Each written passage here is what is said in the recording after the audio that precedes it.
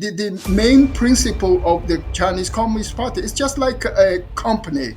They just want to make money. Now, China now is facing a kind of race against time. And that is the idea of Xi Jinping. He hopes that China will create such kind of industry with high tech. And that is why the Chinese government sticks to the export of EVs to European countries, because it is the lifeline of the Chinese economy. The foreign companies, they can no longer make money as before in China. Hi everyone, today our guest is Dr. Junhua Zhang. He is from China but lives in Germany. Welcome to the show. And you are a senior associate at the European Institute for Asian Studies. You also work at the GIS. You're an expert on China and Eurasian region. What does GIS stand for? Okay, GIS stands for Geopolitical Intelligence Service. It is founded by one of the princes of the Liechtenstein. It's kind of a royal family. The GIS has a network of scholars. It's more than 200, scholars. And we are usually doing kind of, analysis related to geopolitical issues. And you also started working in Kiev recently, yes? At the Yes, university. I just got an offer to teach, for the master degree students there in political science. Fantastic. And please tell me, when did you leave China? How long have you been in Europe? I came to Germany in 1986 when I when I decided to do the third higher education. So I studied in Germany philosophy and political science, but then I realized that with philosophy I probably cannot survive, so I shifted to political science. I also got an offer from the Free University in Berlin, so I moved to Berlin. But actually, I worked a quite long time in China as well. That was 2007 to 2019. Oh, okay. Are you still visiting China? Yeah, my parents are there, so yeah, I'm obliged to visit them and so on. But as I said, by that time I was working in China at two universities as a professor of political science. That was a really very unique experiences, because I exactly witnessed the transition from, say, Jiang Zemin's administration to Hu Jintao's administration, and then to Xi Jinping's administration. I witnessed three generations of the Chinese leadership. I'm asking this because I'm quite surprised because you're quite critical of China on LinkedIn. So I thought I wasn't sure. Are you going there or not? If you're going there, that's a good No, I sign. was That's good. by that time in China. I was quite first. I was quite low profile. So, but generally speaking, let's put it this way: the environment, say for discussion or whatever, or teaching, was by that time in my during my stay was much better than today. So I think the whole environment has changed dramatically since 2014 and 15. The elite universities were very much Americanized. I even gave Okay. lectures only in English. This was the result of Americanization, but then I think gradually the landscape has been changed. First, I would like to get your take on the situation now in China because you write a lot about both politics and economy. I know you wrote about this expenditure report that was released on September 9th, about the first half of this year, and it says, among others, that almost all of the 30 provinces had fiscal shortfalls, also with a total deficit of almost 6 trillion US. And only Shanghai maintained a surplus of nearly 70 billion US. Could you please comment a little bit on this, on the economic situation in China? We have different, say, system in terms of ownership. So if we talk about the ownership of land, then there is only the single owner, that is the state. So the question is here: who represent the states? Who represent the state in China? That they are the local governments. We have, 31 provinces. So all these local governments, they represent the country. So in this case, I think that was the policy designed already by the predecessor of Xi Jinping, not Xi Jinping himself. Witness the boom of the real estate in the country. And I was also lucky. I bought a flat, and then when I sold it, so I got the money, you see.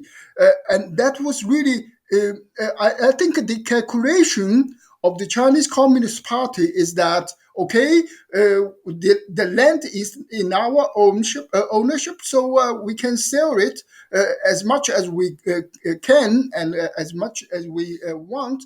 The main principle of the Chinese Communist Party is just like a company. They just want to make money. Okay? So in the first period and the second period, I think that was okay because the real estate boom began at in about 2000, the year 2000, and then gradually, first in the major cities, Shanghai, Beijing, and so on, but then extended to, second tier and third tier cities and so on. So all the government workers thought that, yes, this is a very important source of revenue, and it was. Let's say, where did the government get money for huge, very impressive infrastructure projects? The money came from the bank, but how can the local government, get money, say, easily? Just because the prediction is that the price of land will become higher and higher. So this is the capital, and this is the guarantee for the loan. This is also in the interest of all the local governments to hike the price of the real estate, because they can make more money. The higher the real estate price, housing prices, and then the higher also the prices of land. So all these things, they are closely connected together.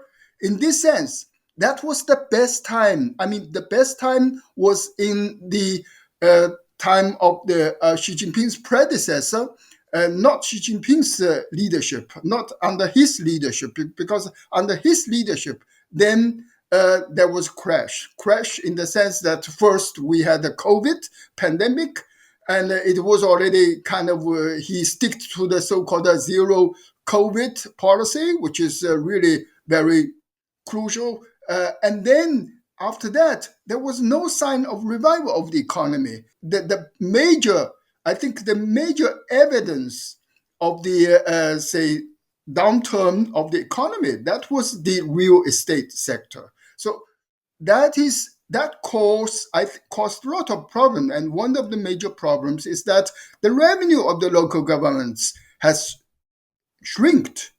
Yeah, so that is the result of today's debt situation on the side of the government, on the side of companies, and on the side of individuals. Dear viewer, This important video deserves wider exposure. Please help me fight algorithm suppression by liking, commenting, and sharing it widely. Together we will make a difference.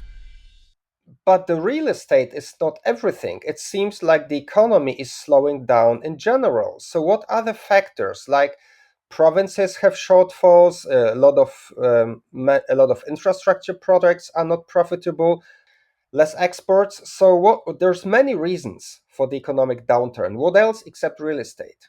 Yeah, sure. I mean, the driving force of China's economy, they have different pillars, let's say. One of the pillar is the real estate. But the housing sector, I think it's different from the housing sector in other countries because, as I said, the local governments, especially in the third and the fourth tier cities, they really hoped that they can make the same money like the people in Shanghai or in Beijing and so on. So there was kind of a planless.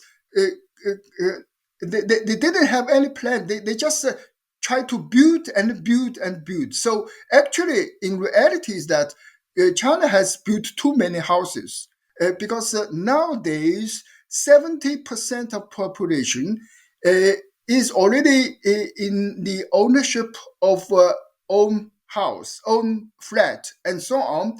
And the average living space, it is 50 square meter per person.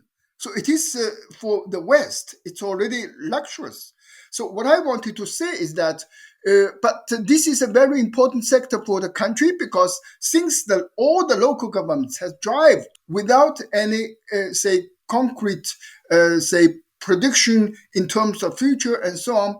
So all other sectors are working together. Let's put it this way: the furniture and the cement and the steel and so on, everything. So it made up kind of 30% of GDP of a country. Mhm.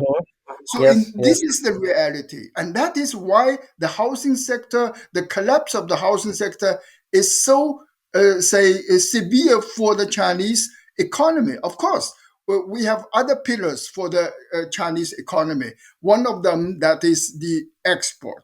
You are correct.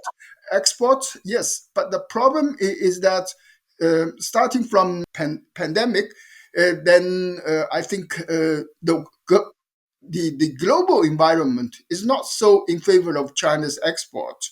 Let's say the demand is no more so high, and so on, so on. And also within China, the consumers, they don't buy too many things. So all these, I think, lead to the shrink of the export, especially I think in the clothes, shoes, and so on, because these things have these manufacturings.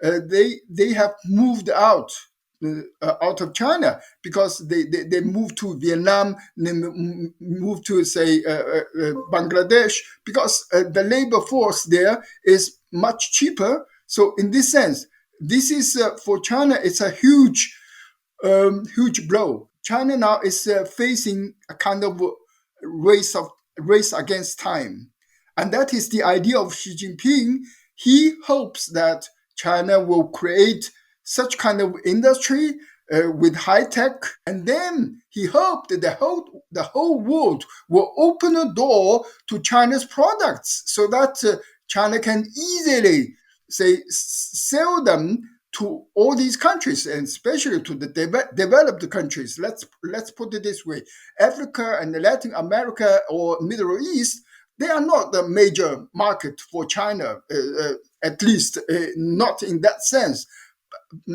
So the Western countries should be the real market. But the problem is that first, there was already resistance from the Western side in terms of imposing tax and so on, so on. Then I think it is.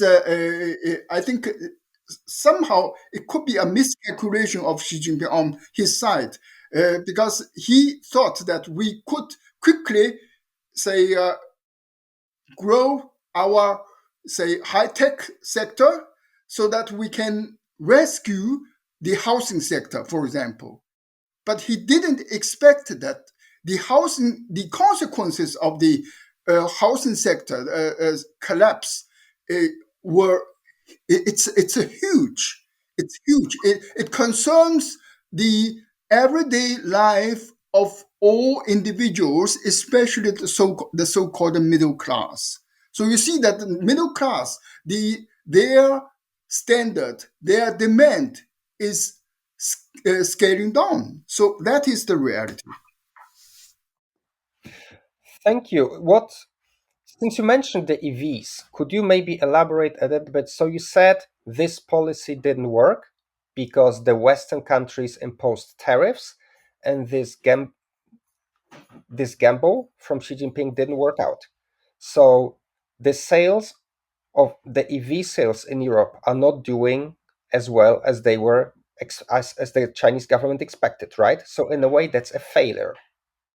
The final decision is not made in terms of the tariff the EU, for example, wants to say impose because it is EU has postponed. Actually, it should take place already this month, but the EU leadership has postponed it due to the diverse views on China's electric vehicles and so on.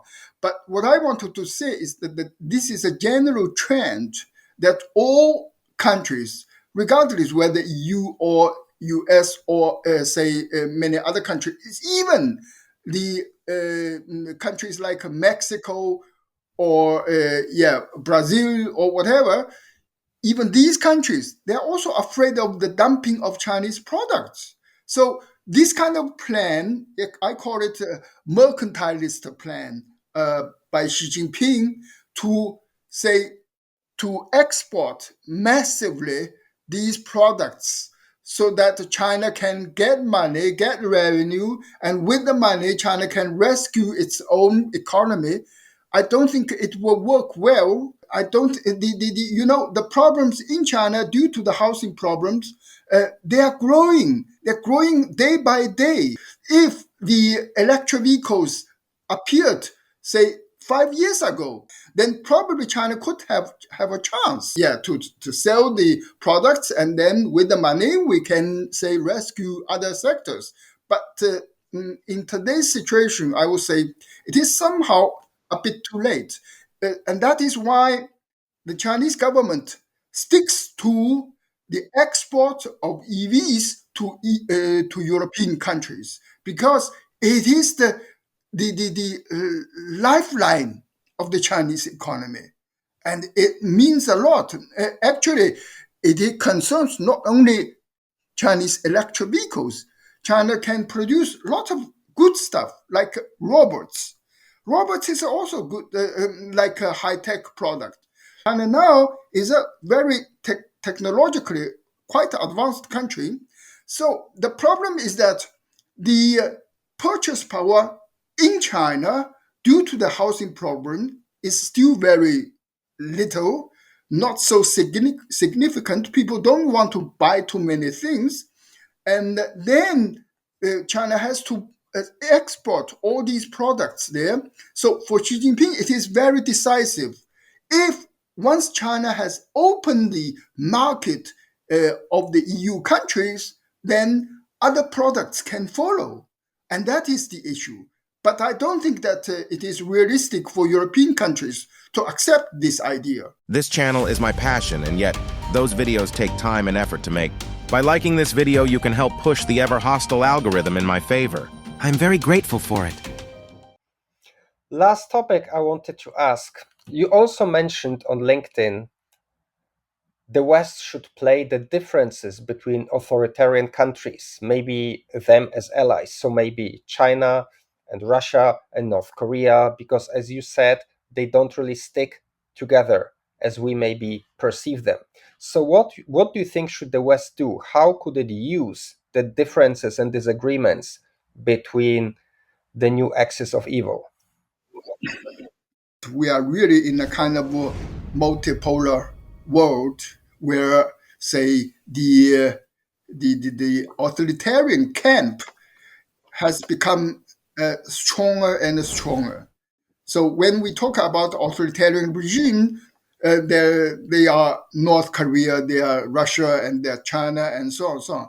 But actually, there is still need to do kind of differentiation in the sense that each country, even among the authoritarian regimes, each country is different.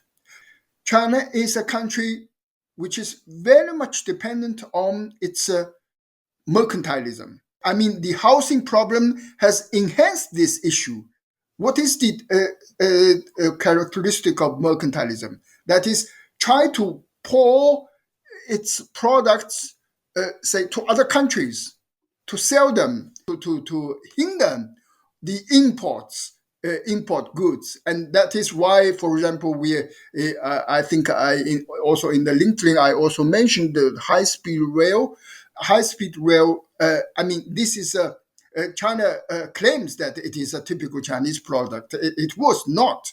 China just copied, made a nice copy, let's say nice copy from Germany, from Japan, from Canada, and so on, combined them together, and then China, produced its so-called its own one, although many spare parts are the foreign one, the key parts. They were still foreign one, but China is striving for 100% of made in China parts. This is a trend that the foreign companies, they can no longer make money as before in China. First of all, the manufacturing capacity in China has been very much strengthened. But it is time for China to drive out all these foreign companies, except probably some, sensitive, technology like, chips production or whatever. Yeah, but for average industries, China is already not bad as others. So that is the style of mercantilism. Try to produce as much as possible and to export them. But exactly this point, makes difference in comparison to Russia, to North Korea. Russia doesn't have such kind of mercantilist ambition. North Korea, it's a really very, very poor country. The Western countries have to make use of this kind of mercantilist characteristic and try to engage China in different issues.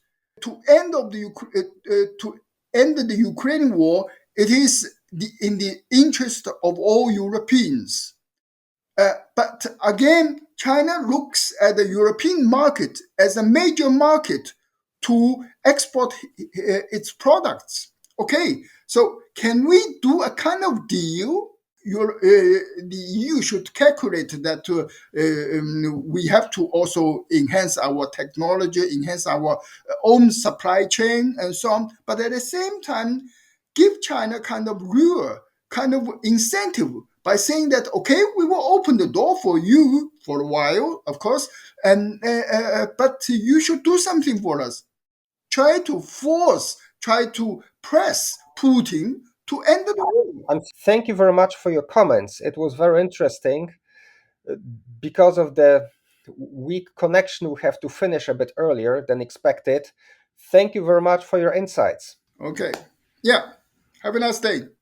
Bye then. I have so many other explosive interviews on this and similar topics. Please check out my channel.